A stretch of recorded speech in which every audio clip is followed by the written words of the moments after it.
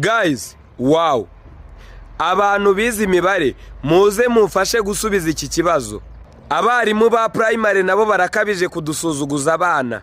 Mfite karumuna kanjye kiga P3 ariko ikibazo kanzaniye cyananiye, niyo mpamvu ngira ngo abantu mwize imibare muze mudufashe kugisubiza. Kambajije ngo dufashe 100 tugateranya 130 tugakubana 5 tubona 750.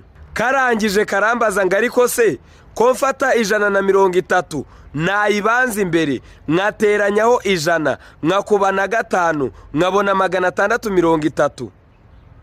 Kubera iki imibare isa ariko nkaba ndeba ansa zidahura? Ndamubwira ni ntago bishoboka. Ndongera nanjye nigira umunyabwenge, mfata 100 neranya 130 nkubana 5 mbona koko ndabona 750. Ndangije ndongera mfata 130 neranyaho 100 nkubana 5 mbona 630. Numva nanjye ubwanjye ikibazo kirancanze, kandi mbona akana n'akana ka P3, kandi mbona kazi yuko ngewe nashoje, cyane cyane ko no mu A-level nize math, economics and geography.